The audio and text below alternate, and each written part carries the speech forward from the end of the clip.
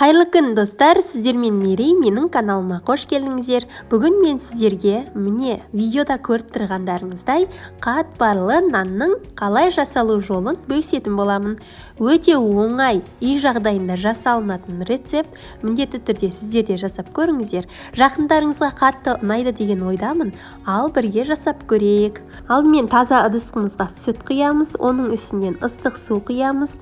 1 шай қасық шекер, 1 шай қасық тұз және де 1 шай қасық дрожж салып, шекеріміз бен тұзымыз жақсылап ерігенше араластырамыз. Венчиктің көмегімен араластырып алып, електен өткізілген ұнымызды саламыз. Ұн салғаннан кейін қолымызбен жұмсақ қамыр илейміз.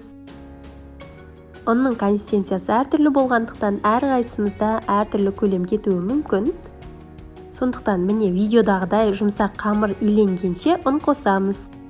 Қамырымызды алып 4 бөлікке бөліп аламыз. Мен сияқты құралдың көмегімен немесе пышақтың көмегімен 1/4 бөлікке бөліп алыңыздар. Бөліп алған қамырларымызды міне видеодағыдай қарап дөңгелетіп аламыз.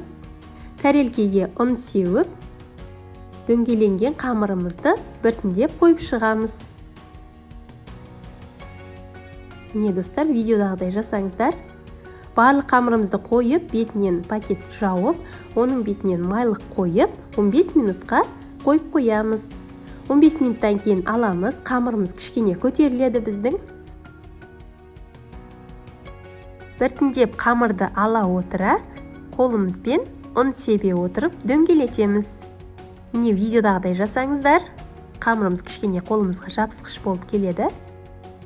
Ұнды жақсы сеуіпсеңіздер болады, қорықпай ұн себе беріңіздер. Міне осылай қамырларымызды ұн себе отырып, бір-біріне қойып шығамыз.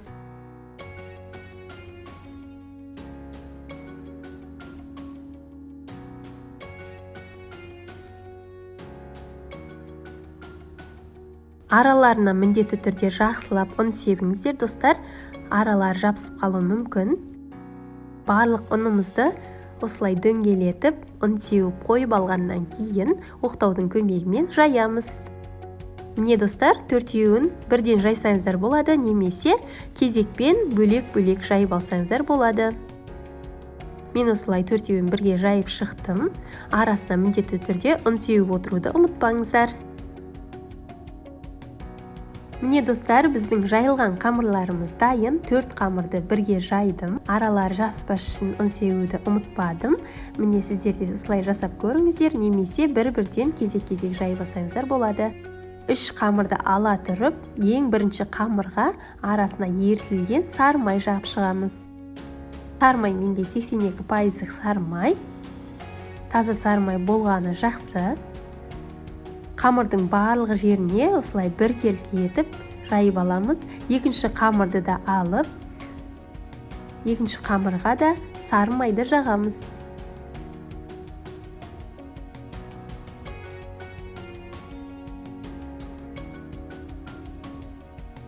Үшінші қамырымызды да қоямыз. Ол қамырға да біркелкі жан жағының бәріне жететіндей етіп сары май жағып шығамыз. 4-ші қамырымызды қойып, ол қамырға да сары май жағамыз.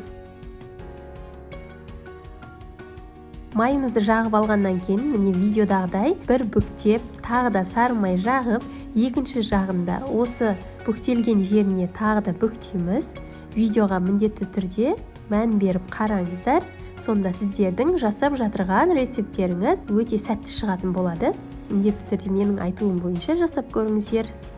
Міне осылай барлық майымызды жағып болғаннан кейін бір-біріне біріктіріп қамырды ортасынан теңдей етіп пышақтың көмегімен немесе мен сияқты құралдың көмегімен кесіп аламыз. Өте оңай жасалынады достар. Міндетті түрде сіздер де жасап көріңіздер. Осылай қолдың көмегімен қамырымызды дөңгелетіп шығамыз. 2 қамырды бір-біріне біріктіреміз. Видеодағыдай жасаңыздар. Осы қамырымызды 10 минутқа бетін пакетпен жауып және де майлықпен жауып қоя тұрамыз.